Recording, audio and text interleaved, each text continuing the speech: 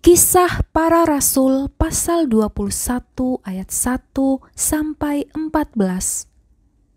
Paulus di Tirus dan di Kaisarea. Sesudah perpisahan yang berat itu, bertolaklah kami dan langsung berlayar menuju Kos. Keesokan harinya, sampailah kami di Rodos dan dari situ kami ke Patara. Di Patara kami mendapat kapal yang hendak menyeberang ke Fenisia. Kami naik kapal itu lalu bertolak. Kemudian tampak Siprus di sebelah kiri, tetapi kami melewatinya dan menuju ke Syria. Akhirnya tibalah kami di Tirus, sebab muatan kapal harus dibongkar di kota itu. Di situ kami mengunjungi murid-murid dan tinggal di situ 7 hari lamanya. Oleh bisikan Roh, murid-murid itu menasihati Paulus supaya ia jangan pergi ke Yerusalem. Tetapi setelah lewat waktunya, kami berangkat meneruskan perjalanan kami. Murid-murid semua dengan istri dan anak-anak mereka mengantar kami sampai keluar kota, dan di tepi pantai kami berlutut dan berdoa. Sesudah minta diri, kami naik ke kapal dan mereka pulang ke rumah.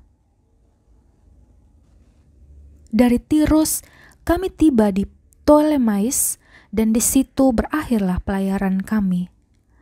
Kami memberi salam kepada saudara-saudara dan tinggal 1 hari di antara mereka. Pada keesokan harinya, kami berangkat dari situ dan tiba di Kaisarea. Kami masuk ke rumah Filipus, pemberita Injil itu, yaitu satu dari ke-7 orang yang dipilih di Yerusalem, dan kami tinggal di rumahnya. Filipus mempunyai 4 anak dara yang beroleh karunia untuk bernubuat.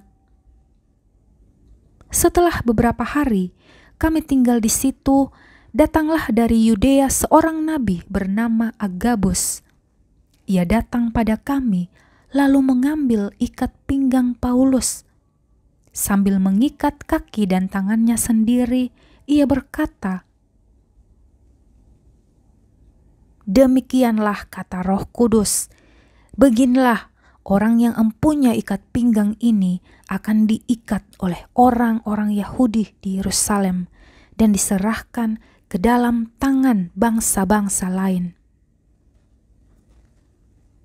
Mendengar itu, kami bersama-sama dengan murid-murid di tempat itu meminta supaya Paulus jangan pergi ke Yerusalem.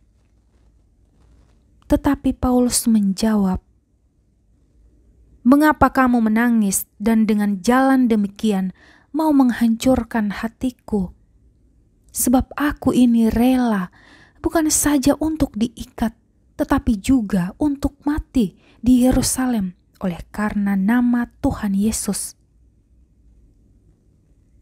Karena ia tidak mau menerima nasihat kami menyerah dan berkata, "Jadilah kehendak Tuhan."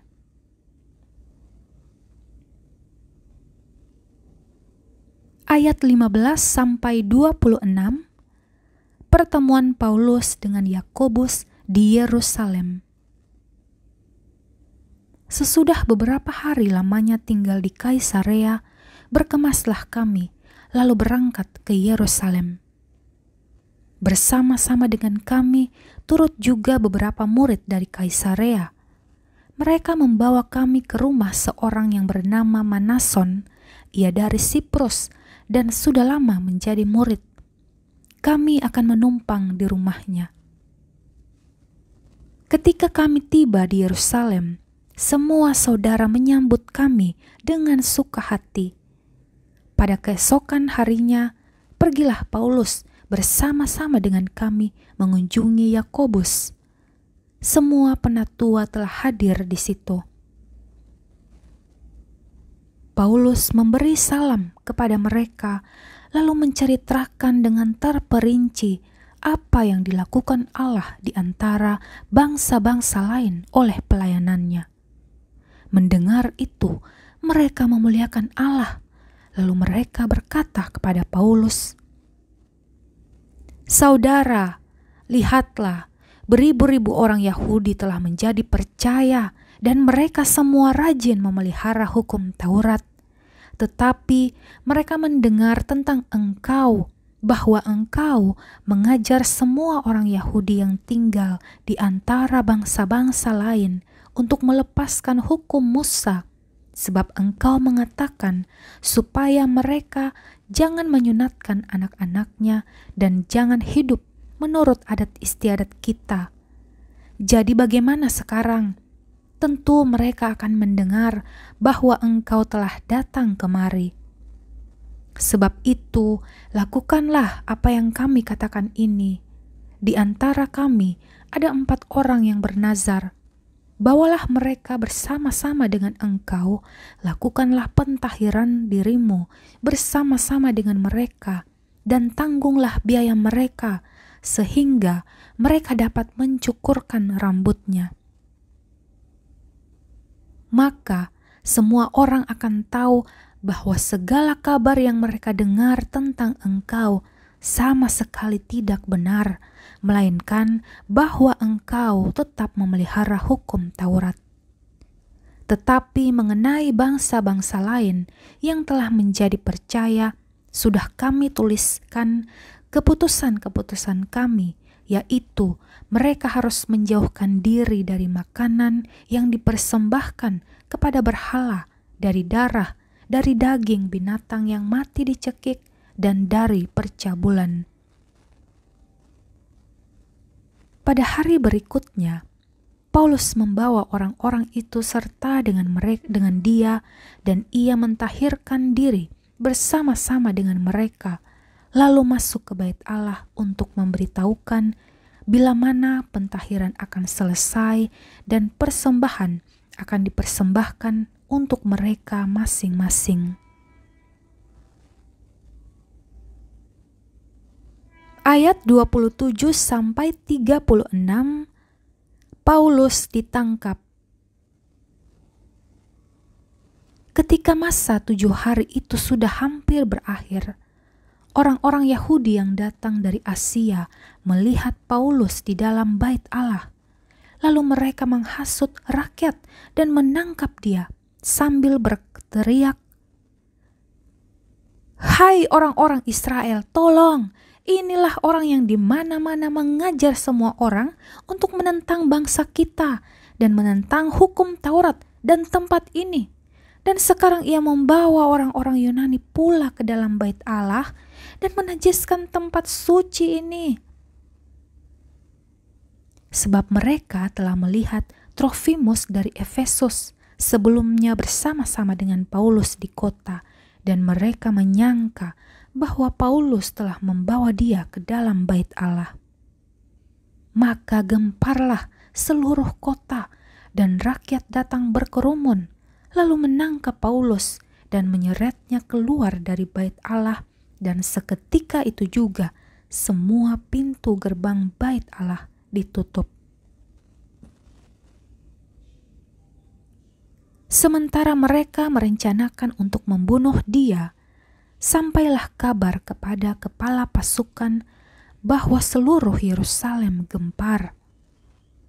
Kepala pasukan itu segera bergerak dengan prajurit-prajurit dan perwira-perwira dan maju mendapatkan orang banyak itu. Ketika mereka melihat dia dan prajurit-prajurit itu, berhentilah mereka memukul Paulus. Kepala pasukan itu mendekati Paulus, menangkapnya dan menyuruh mengikat dia dengan 2 rantai. Lalu bertanya siapakah dia dan apakah yang telah diperbuatnya.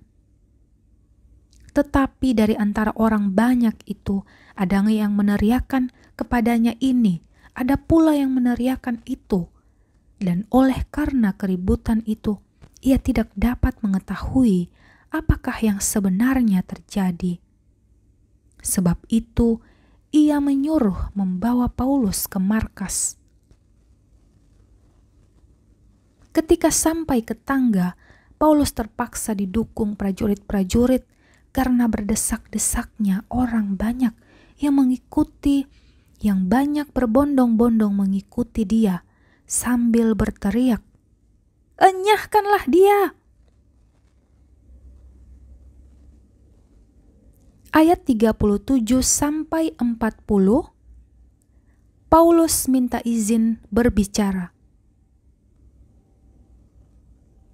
Ketika Paulus hendak dibawa masuk ke markas, ia berkata kepada kepala pasukan itu, "Bolehkah aku mengatakan sesuatu kepadamu?" Jawabnya, "Tahukah engkau bahasa Yunani? Jadi engkau bukan orang Mesir itu yang baru-baru ini menimbulkan pemberontakan dan melarikan 4.000 orang pengacau bersenjata ke padang gurun?" Paulus menjawab, "Aku adalah orang Yahudi dari Tarsus, warga dari kota yang terkenal di Kilikia. Aku minta supaya aku diperbolehkan berbicara kepada orang banyak itu." Sesudah Paulus diperbolehkan oleh kepala pasukan, pergilah ia berdiri di tangga dan memberi isyarat dengan tangannya kepada rakyat itu. Ketika suasana sudah tenang, mulailah ia berbicara kepada mereka dalam bahasa Ibrani. Katanya,